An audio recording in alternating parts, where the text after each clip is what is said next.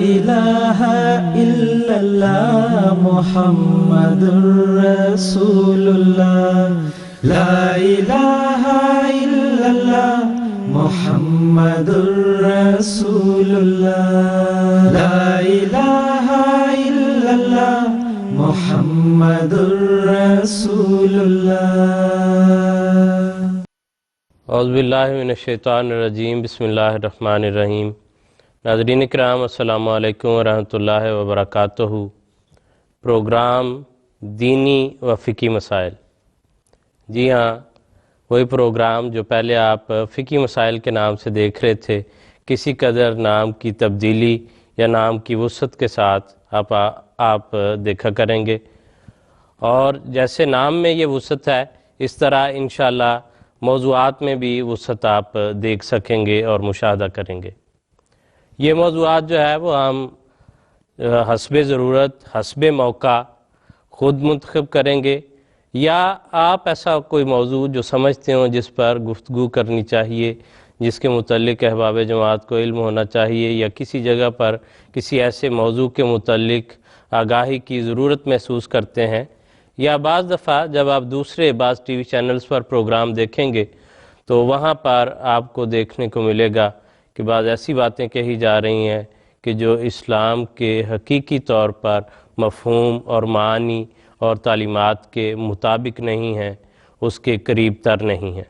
بلکہ بہت سے ہم نے پروگراموں کو مشاہدہ کیا ہے، بہت سے ٹی وی چینلز کو دیکھا ہے جہاں پر یہ دینی تعلیمات، یہ دینی پروگرام بھی محض کاروباری نوعیت کی حد تک ہی رہ گئے ہیں۔ جو کاروبار پہلے لاؤڈ سپیکر پر ہوتا تھا مسجد سے، اب اس نے ٹیکنالوجی کی مدد سے ایک وسعت اختیار کر لی ہے کہ وہ ٹی وی پر بیٹھ کر، ایک کمرے میں بیٹھ کر، ہر انسان کے دیکھنے والے ویورز کے جو ہے وہ گھر تک، اس کے بیڈ روم تک، اس کی ٹی وی سکرین تک پہنچ رہا ہے، اور وہ تعلیمات جو ہیں وہ لوگوں تک پہنچائی جا رہی ہیں کہ جو اسلام کا صحیح رنگ اور صحیح چہرہ پیش نہیں کرتی۔ اس لیے اگر کوئی ایسا پروگرام ہو آپ دیکھیں، آپ کے علم میں آئے، آپ چاہتے ہوں تو آپ ہمیں وہ لکھ سکتے ہیں، ہمیں توجہ دلا سکتے ہیں، ہم انشاءاللہ ان موضوعات پر بھی گفتگو کریں گے۔ اور پروگرام کا ہمارے فارمیٹ اس طرح ہوگا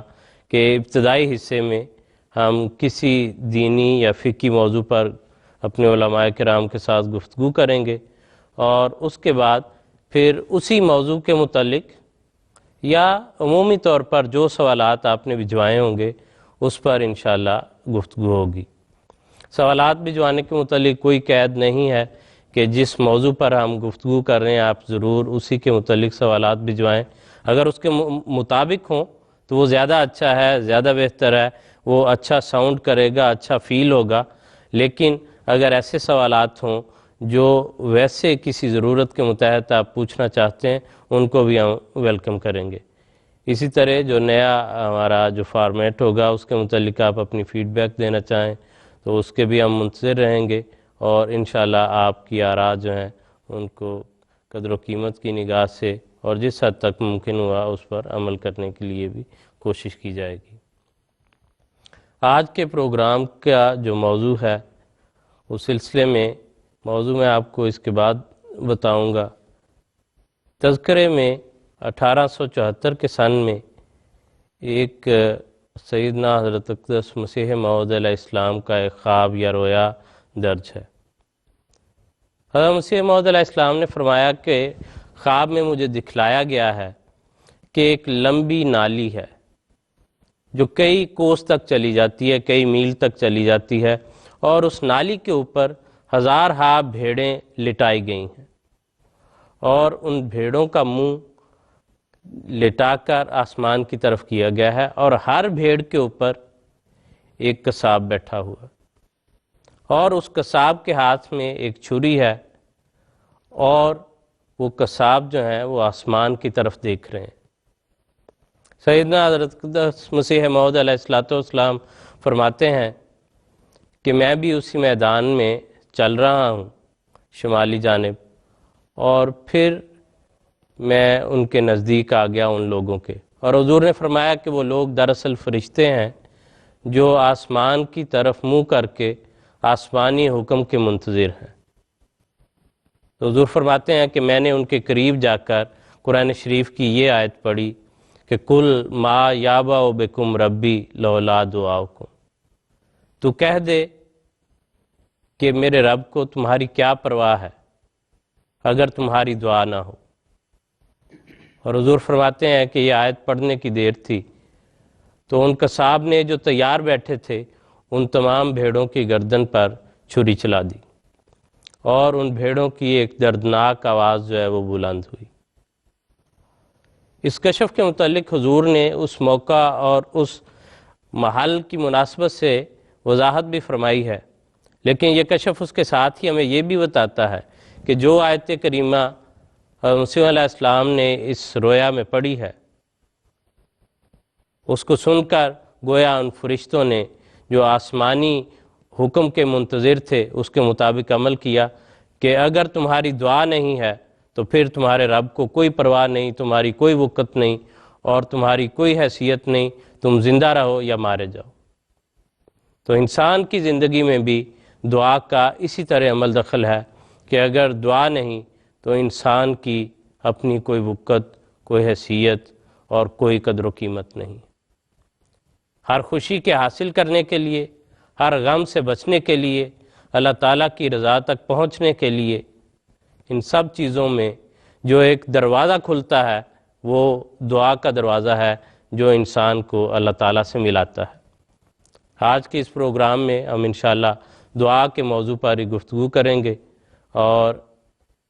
اس موضوع پر گفتگو کے لیے اور دیگر سوالات کے جواب دینے کے لیے جو علماء کرام ہمارے ساتھ تشریف فرما ہیں، ان میں مکرم محترم ظہیر احمد خان صاحب تشریف رکھتے ہیں، اور آپ کے ساتھ مکرم محترم داؤد احمد عابد صاحب تشریف فرما ہے۔ خان صاحب، آپ سے آغاز کرنا چاہتا ہوں کہ دعا کے تعلق میں جو ایک مغز کی حیثیت رکھتا ہے اسلام میں یا ہر دین کے لحاظ سے کہہ لیں کہ جو انسان کا تعلق ہے اللہ تعالیٰ سے، اس لحاظ سے قرآن کریم اس بارے میں ہماری کیا رہنمائی فرماتا ہے؟ بسم اللہ الرحمن الرحیم۔ ایک تو پہلی اور بنیادی بات تو یہ ہے کہ قرآن کریم جس طرح آپ نے فرمایا کہ دعا جو ہے وہ ایک مغز کی حیثیت رکھتا ہے، قرآن کریم دعاؤں سے بھرا ہوا، اور ہر موقع اور ہر محل کی دعا اس میں موجود ہے، اور انبیاء علیہم السلام جن پہ خدا تعالیٰ کا کلام نازل ہوتا ہے، اور قرآن کریم جو آخری شریعت کی صورت میں ہمارے آقا و مولا حضرت محمد مصطفیٰ صلی اللہ علیہ وسلم کے قلب مطہر پر نازل ہوا، اس میں بھی دعا کی بہت اہمیت اس کی پیش نظر رکھی گئی۔ اور جس طرح آپ نے ابھی حضرت مسیح موعود علیہ السلام کے کشف کی طرف اشارہ کرتے ہوئے اس میں قرآن کریم کی اس آیت کا ذکر کیا کہ کل ما یابا بکم ربی لولا دعاؤکم، کہ پوری بنی نوع انسان کے لیے یہ اعلان کر دیا قرآن کریم نے کہ اگر تمہاری دعائیں نہیں ہیں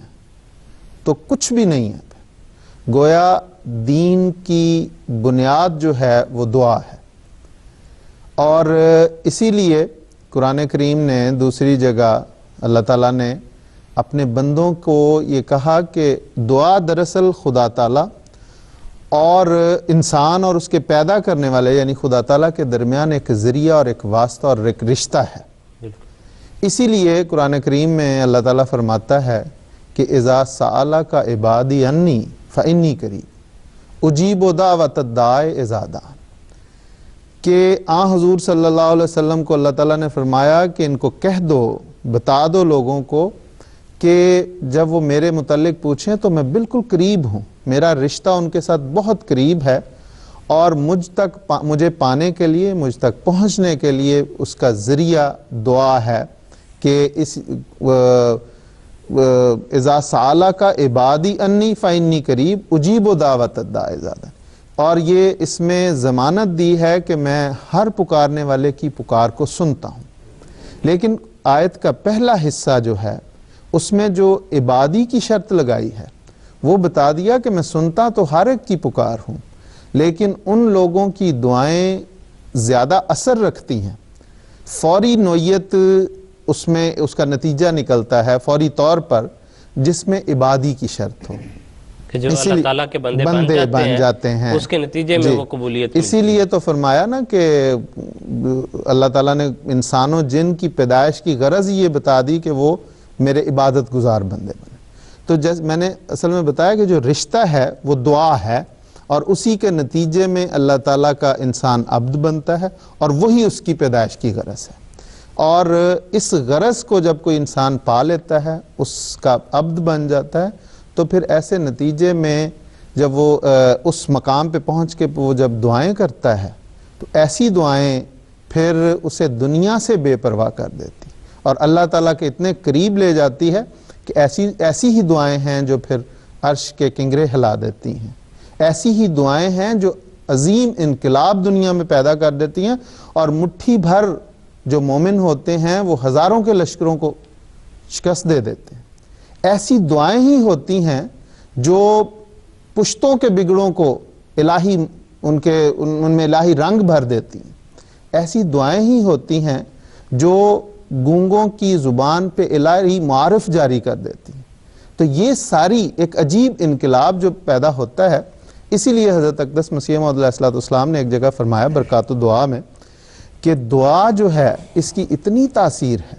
کہ اس کی پانی اور آگ کی جو تاثیر ہے اس سے بھی بڑھ کی اس کی تاثیر. اور حضور فرماتے ہیں کہ جو دنیا میں اسباب پائے جاتے ہیں اس میں سے سب سے زیادہ تاثیر رکھنے والی جو چیز ہے وہ دعا ہے. اسی لیے حضور صلی اللہ علیہ وسلم نے فرمایا نا کہ الدعاء مخ العبادت، کہ عبادت کا جو مغز ہے وہ دعا ہے. تو خلاصہ ساری بات کا یہ نکلا کہ قرآن کریم جو مجموعہ دعا ہے اور اس نے ہر قسم کی دعا اپنے بندوں کو سکھائی، اور یہ دعائیں اس لیے سکھائیں تاکہ وہ اپنے جینے کے مقصد، اپنی پیدائش کے مقصد کو پا کے اپنے پیدا کرنے والے کے ساتھ ایک تعلق اور ایک رشتہ قائم کریں. یعنی تعلق باللہ جو ہے احمدی جو دوست ہیں ان کے لیے تعلق باللہ کا مضمون بڑی ایک معروف ٹرمینالوجی ہے. مسلم اور رضی اللہ تعالیٰ عنہ کے طفیل سے اس مضمون پر بڑی روشنی حضور نے باقاعدہ اپنی ایک تقریر میں جو ہے وہ بیان فرمائی ہے. جزاکم اللہ خان صاحب، آپ نے قرآن کریم کے لحاظ سے اس کا جو ہے بیان، اور ساتھ جو قرآن کریم ہمیں سمجھ آیا اس دور میں سیدنا حضرت اقدس مسیح موعود علیہ السلام سے،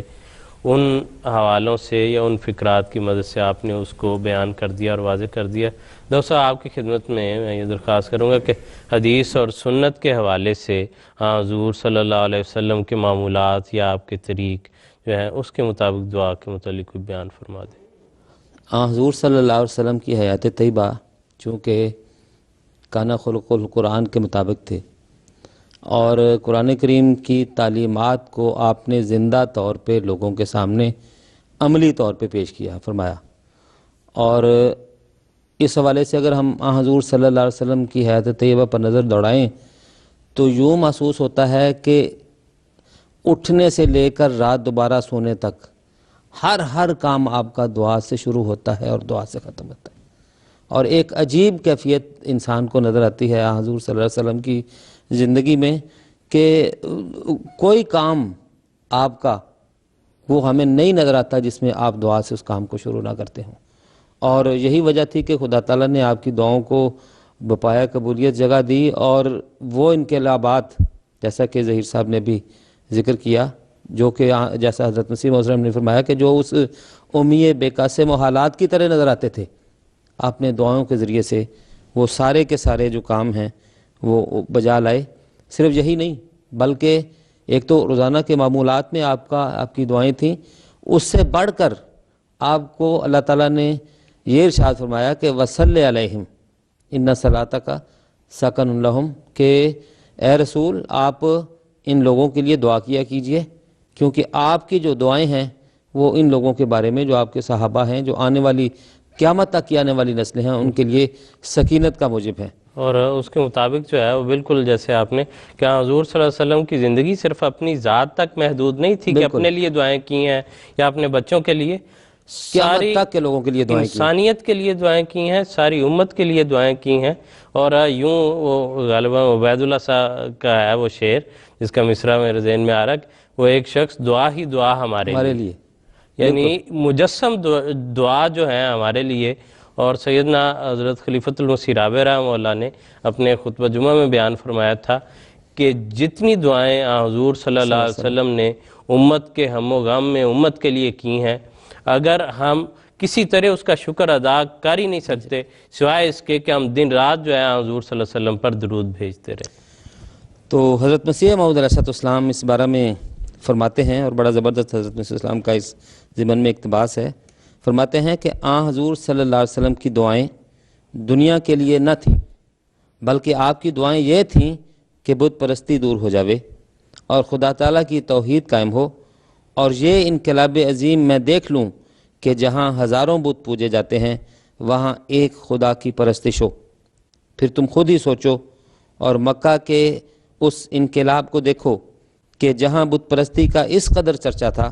کہ ہر ایک گھر میں بت رکھا ہوا تھا، آپ کی زندگی ہی میں سارا مکہ مسلمان ہو گیا اور ان بتوں کے پجاریوں ہی نے ان کو توڑا اور ان کی مذمت کی۔ یہ حیرت انگیز کامیابی، یہ عظیم الشان انقلاب کسی نبی کی زندگی میں نظر نہیں آتا جو ہمارے پیغمبر صلی اللہ علیہ وسلم نے کر کے دکھایا۔ یہ کامیابی آپ کی اعلیٰ درجے کی قوت قدسی اور اللہ تعالیٰ سے شدید تعلقات کا نتیجہ تھا۔ تو وہ دعائیں جو حضور صلی اللہ علیہ وسلم نے کی، آپ نے اپنے عملی نمونے سے بتا دیا کہ ان دعاؤں کا اثر کتنا ہے۔ وہ بظاہر جو مکہ کی صورتحال دیکھیں، جو بت پرستی تھی، اس کو مٹانا ناممکن نظر آتا تھا، لیکن حضور صلی اللہ علیہ وسلم نے اپنی دعاؤں سے، جیسے مثلا ہمیں نظر آتا ہے کہ جس وقت آپ طائف گئے ہیں تو وہاں پہ بھی جو کیفیت پیدا ہوئی تھی، دشمنوں نے آپ کے پیچھا کیا، مارا، تو اس وقت بھی آپ نے دعا کے ذریعے سے ان کا توڑ کیا۔ اور دعا کے نتیجے میں جو انقلابات آئے ہیں، جو تبدیلیاں آئی ہیں، جو بھی ہوا دعا کے نتیجے میں ہے۔ اور سیدنا اقدس مسیح موعود علیہ السلام نے دوسرا یہ لکھا ہے، یہ ان کی سیرت کی جو کتاب ہے حضرت شیخ یعقوب علی عرفانی صاحب نے جو مرتب کی ہے، اس میں انہوں نے یہ لکھا کہ سیرت مسیح موعود، اس میں انہوں نے یہ بیان کیا کہ آخری عمر میں بعض دفعہ حضور یہ فرماتے تھے کہ بہت کچھ لکھا گیا اور ہر طرح سے اتمام حجت کیا، اب تو جی چاہتا ہے کہ میں صرف دعائیں کیا کروں، کہ دعاؤں کے ذریعے سے یہ سارے کام ہوں گے اور اس کے نتیجے میں ساری تبدیلی جو ہے وہ انشاءاللہ آئے گی۔ اور خان صاحب موضوع ایسا وسیع ہے، اس پر جو ہے جی ضرور۔ حضور صلی اللہ علیہ وسلم کے حوالے سے ویسے تو مضمون اتنا وسیع ہے کہ اس پہ جتنی بھی بحث کرتے جائیں وہ تشنے کی بھی بڑھتی رہتی ہے اور معلومات بھی اس پر گفتگو ہو، لیکن اصل یہ ہے کہ حضور صلی اللہ علیہ وسلم نے صرف خود دعائیں نہیں کی۔ یہ ہوتا ہے کہ چلیں ایک نبی کا کام ہے دعائیں کرنا تو بس کافی ہے، بلکہ آپ نے اپنے صحابہ کو بڑے پیارے انداز سے اپنے ساتھ ملا کے ان دعاؤں پہ لگایا۔ حضرت ربیعہ بن کعب اسلمی رضی اللہ تعالیٰ عنہ چھوٹے بچے تھے، دیکھیں حضرت وسلم کے پیار کا انداز۔ تو ایک دن وہ حضور صلی اللہ علیہ وسلم کے ساتھ ان کو سونے کا موقع ملا اور صبح جب تہجد پڑھنے لگے تو انہوں نے حضور صلی اللہ علیہ وسلم کو وضو کروایا، بڑے خوش ہوئے حضور صلی اللہ علیہ وسلم، تو فرمایا کہ مانگو کیا مانگنا چاہتے ہو۔ انہوں نے عرض کی کہ حضور میں آپ کی جنت میں آپ کی مرافقت مانگنا چاہتا ہوں، آپ کا ساتھی بننا چاہتا ہوں جنت میں بھی۔ تو حضور صلی اللہ علیہ وسلم نے فرمایا کہ کچھ اور چیز، انہوں نے عرض کی کہ نہیں حضور صرف مجھے یہی چاہیے۔ تو آپ نے حضور صلی اللہ علیہ وسلم نے فرمایا کہ اگر یہ چاہتے ہو تو فَعِنِّي عَلَىٰ نَفْسِكَ بِكَثْرَةِ السُّجُودِ، کہ کثرت سے سجدے کر کے، کثرت سے دعائیں کر کے پھر میری مدد کرو اس بارے میں۔ کیا پیارا انداز ہے۔ یہ موضوع اپنی وسعت کے لحاظ سے بہت جو ہے اپنے اندر ایک سمندر کی طرح ہے۔ اس پر گفتگو جو ہے قرآن کریم کے حوالے سے یا حضور صلی اللہ علیہ وسلم کے حوالے سے، سیدنا اقدس مسیح موعود کے حوالے سے، وہ انشاءاللہ مزید جو ہے پروگراموں میں ہم کرتے رہیں گے، اس پر بھی چلتی رہے گی۔ اب ہم جو دوسرا حصہ تھا پروگرام کا، جو شروع میں عرض کیا تھا کہ کچھ جو ہیں سوالات ان موضوعات سے متعلق جو ہیں، جو کسی نے بھجوائے ہیں یا دیکھ کر ہمیں خود یہ ضرورت محسوس ہوتی ہے کہ یہ اس پر اگر ہم بات کریں تو ہمارے سننے والے دیکھنے والوں کے لیے یقیناً فائدہ مند ہوں گے، یا ہمارے ارد گرد ماحول میں ایسی باتیں ہو رہی ہیں جن کے متعلق اگر کوئی غلط فہمی ہو سکتی ہے تو ان کو کلیئر کر دینا جو ہے وہ بہتر ہوگا۔ اس حوالے سے بعض سوالات جو ہیں وہ اس پر ہم انشاءاللہ گفتگو کریں گے۔ خان صاحب، دعا کے تعلق میں یہ سوال میں آپ کی خدمت پیش کرنا چاہتا ہوں کہ کیا کسی فوت شدہ بزرگ یا اپنے عزیز و اقارب کی قبر پر یا ویسے عام حالت میں ان کے لیے دعا کرنے سے ان کو ہماری دعاؤں سے کوئی فائدہ پہنچ سکتا ہے؟ قرآن و حدیث اس بارے میں ہماری کیا رہنمائی کرتے ہیں؟ بات یہ ہے کہ قرآن کریم میں اس موضوع سے متعلق مختلف آیات موجود ہیں جن سے یہ استدلال ہوتا ہے کہ اسلام نے اس بات کو پسند کیا ہے کہ اپنے پہلے گزرے ہوئے لوگوں کے لیے، پہلے گزرے ہوئے بزرگوں کے لیے، اپنے والدین کے لیے، مومنوں کے لیے دعا کی جائے۔ مثال کے طور پہ اللہ تعالیٰ قرآن کریم میں سورہ ابراہیم میں فرماتا ہے ربنا اغفر لی ولوالدی وللمؤمنین یوم یقوم الحساب۔ تو اس میں گویا دعا ہے کہ ایک مومن دعا کر رہا ہے کہ اللہ تعالیٰ مجھے بھی بخش دے، میرے والدین کو بھی، مومنوں کو بھی جس دن حساب قائم ہو۔ اسی طرح قرآن کریم کہتا ہے کہ والدین کے لیے تمہیں چاہیے کہ جو وہ ان کے لیے دعا کرو، رب ارحمہما کما ربیانی صغیرا، کہ اللہ تعالیٰ تم ان پہ اسی طرح رحم ان کے ساتھ پیش آنا، رحم کے ساتھ جس طرح میرے بچپن میں یہ میرے ساتھ رحم اور محبت کا سلوک کرتے رہیں۔ اسی طرح قرآن کریم میں جہاں اس موضوع کو بیان کیا کہ تم اپنے پیاروں کے لیے جو گزر گئے ہیں ان کے لیے دعا کرو، وہاں پہ قرآن کریم نے سورۃ توبہ میں خاص طور پہ منافقین کے لیے حضور صلی اللہ علیہ وسلم کو یہ حکم فرمایا کہ اگر ان منافقین نے خدا تعالیٰ اور خدا کے رسول کی ایسے نافرمانی کی، ایسا فسق اختیار کیا ہے کہ ان کے لیے اگر ان میں سے کوئی مر جاتا ہے تو اس کی قبر پہ دعا کے لیے بھی کھڑا نہ ہو کبھی بھی۔ تو گویا یہ ایک طرح سے دعا جو ہے یہ اپنے سے جو پیارے ہیں جو گزر گئے ہیں ان کے لیے ایک برکت اور فائدے کا باعث ہے، ان کے درجات کی بلندی کا موجب ہے۔ اس لیے حضور صلی اللہ علیہ وسلم کو فرمایا صلی علیہم ان صلاتک سکن لہم، کہ ان کے لیے جو گزر گئے ہیں جو تیری امت کے ہیں ان کے لیے تو دعائیں کرتا رہا، کیونکہ تیری درود، تیرا دعائیں کرنا ان کے لیے تسکین کا موجب ہے۔ اور جس طرح میں نے سورۃ توبہ کی آیت کی طرف اشارہ کیا، اس میں یہ بتایا کہ یہ اس اہل نہیں ہیں، انہوں نے ایسی نافرمانی، ایسا فسق اختیار کیا ہے، ایسی منافقت اختیار کی ہے کہ یہ اس کے اہل نہیں ہیں کہ ان کے لیے دعا کی جائے۔ تو یہ بتاتی ہے بات کہ اپنے پیاروں کے لیے اگر ہم دعا کرتے ہیں تو وہ یقیناً ایک ان کے درجات کی بلندی کا موجب ہے۔ اور آپ دیکھ لیں احادیث میں کہ جو دعائیں سکھائی گئیں، کہ ایک جو دعائے جنازہ ہے اس میں بھی یہی ہے کہ اس کے لیے دعا ہے، اس کی بلندی درجات کے لیے دعا ہے اور اپنوں کے لیے دعا ہے۔ تو یہ اسی طرح اور جو دعائیں سکھائیں وہ ساری حدیث میں یہ آتا ہے کہ جو اولاد ہے، نیک اولاد، وہ ایک صدقہ جاریہ ہے، کیونکہ جب وہ اولاد اپنے والدین کے لیے دعا کرتی ہے تو وہ اس دعا کے نتیجے میں ان کے درجات کی بلندی اللہ تعالیٰ عطا کرتا ہے۔ حضور صلی اللہ علیہ وسلم کے متعلق پوری امت کو یہ حکم دیا کہ یا ایھا الذین آمنوا صلوا ان اللہ و ملائکتہ یصلون علیہ یا ایھا الذین آمنوا صلوا علیہ وسلموا تسلیما۔ تو اس میں واضح طور پہ حضور صلی اللہ علیہ وسلم کی بلندی درجات ہی ہے، اسی لیے ہمیں یہ سکھائی اور اسی لیے ہمیں یہ درود بھی سکھایا۔ تو یہ ساری قرآن کریم کی تعلیمات، احادیث کی تعلیمات یہ بتاتی ہیں کہ جب اپنے پیاروں کے لیے جو پہلے گزر گئے ہیں، چاہے آپ ان کی قبر پہ جا کے دعا کریں، چاہے عام حالات میں ان کے لیے دعا کریں، وہ یقیناً ان کے لیے فائدہ کا موجب ہے۔ جو آپ نے ذکر کیا ابھی درود شریف کا اور آیت کریمہ کے حوالے سے بھی آپ نے وہ بیان کیا، تو ایک حدیث میں جو ذکر ملتا ہے کہ حضور صلی اللہ علیہ وسلم نے فرمایا کہ مجھ پر درود پڑھو کیونکہ اس درود کا جواب دینے کے لیے میری روح مجھے لوٹا دی جاتی ہے اور میں اس کا جواب دیتا ہوں۔ بالکل۔ اور سیدنا حضرت اقدس مسیح موعود علیہ السلام کے وقت میں بھی یہ دیکھیں کہ حضرت خلیفۃ المسیح ثانی رضی اللہ تعالیٰ عنہ نے یہ بیان فرمایا کہ حضور جب ایک دلی میں جو بزرگ تھے ان کی قبر پر دعا کے لیے تشریف لے گئے، نظام الدین اولیاء، حضرت نظام الدین اولیاء، اسی طرح حضرت باقی باللہ رحم اللہ جو ان کے مزار پہ گئے تھے، تو ان کی قبر پر جب حضور نے دعا کی جا کر تو حضور فرماتے ہیں کہ وہ بزرگ قبر سے نکل کر سامنے آ کر میرے سامنے دوزانو ہو کر بیٹھ گئے. حضور کو یعنی وہ ظاہر وہ جو کشفن جو ہے وہ بزرگ جو ہیں وہ دکھائے گئے ہیں. تو اس طرح ان روحوں کا, ایسی پاک روحوں کا جو ہے ان دعاؤں کا قبول کرنا یا ان کا جواب دینا, یہ اس طرح حدیث سے بھی اور سیدنا اقدس مسیح موعود علیہ السلام کی زندگی سے بھی ہمیں ملتا ہے کہ اس کے نتیجے میں جو ہے وہ درجات کی بلندی جو ہے وہ ان کو حاصل ہوتی ہے. دوستو, اس سے ملتا جلتا ایک سوال جو ہے وہ آپ سے میں کرنا چاہتا ہوں کہ جو فوت شدہ جو لوگ ہیں ان کے لیے دعا کرنا جو ہے یہ ان کے فائدے کے لیے ہے یا ہمارے فائدے کے لیے ہے, ہماری نیکی کے لیے ہے؟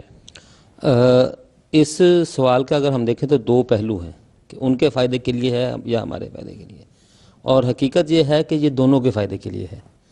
جب ہم غور کرتے ہیں کہ ہم اگر کسی بزرگ کی ترقی درجات کے لیے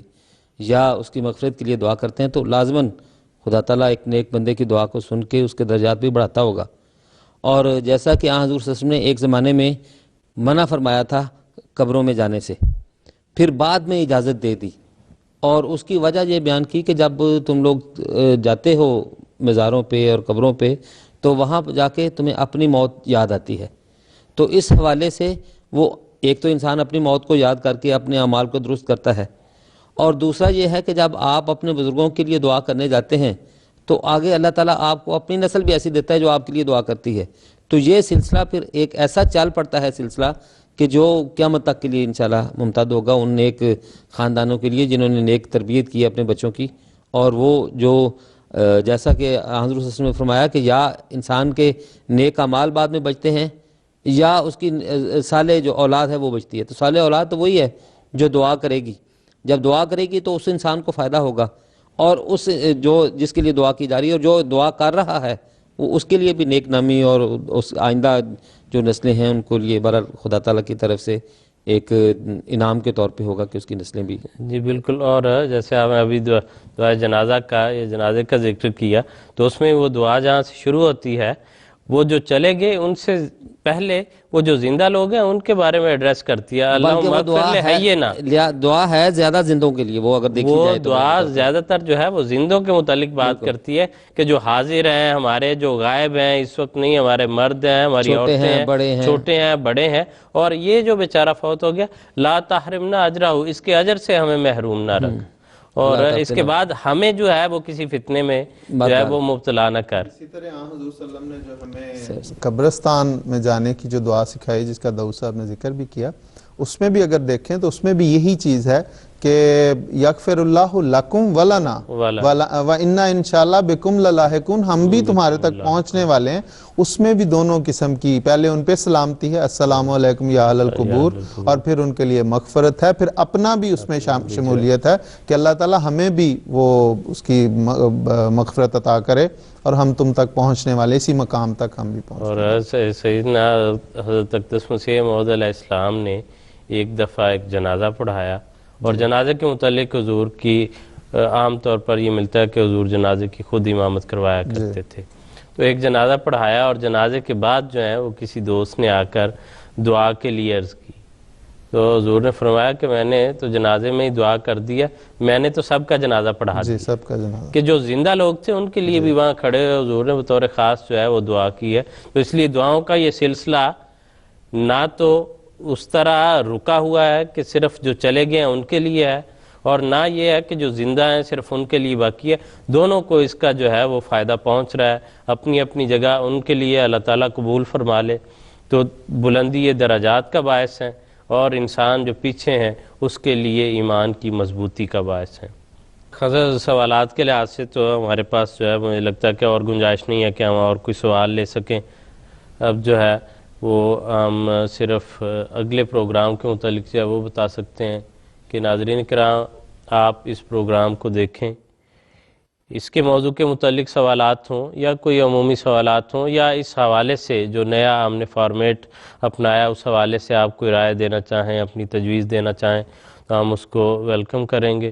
آپ کے منتظر رہیں گے. ای میل کا ایڈریس وہی ہے, اس میں کوئی ایسی تبدیلی نہیں ہے. آپ اپنے سوالات اور اپنی آراء اسی میل پر ہمیں بھجوا سکتے ہیں. آج کے پروگرام میں جو ہم نے دعا کے موضوع پر بات کی اور جس کو ہم نے دیکھا کہ کس طرح قرآن کریم حضور صلی اللہ علیہ وسلم اور پھر سیدنا حضرت اقدس مسیح موعود علیہ السلام نے ہمارے سامنے رکھا ہے، ہمیں سکھایا ہے، اور مسیح علیہ السلام کا یہ احسان اور یہ مہربانی ہے کہ حضور نے ہمیں دعا کے متعلق یہ احساس دلایا ہے کہ یہ اللہ تعالیٰ سے بندے کا ایک پیار کا اور راز و نیاز کرنے کا ذریعہ اور طریقہ ہے، نہ کہ یہ کوئی جنتر منتر ہے کہ جس کو جیسے بغیر سمجھے پڑھتے چلے جاؤ تو اس سے اثر پیدا ہو جائے گا۔ جب تک انسان سمجھ کے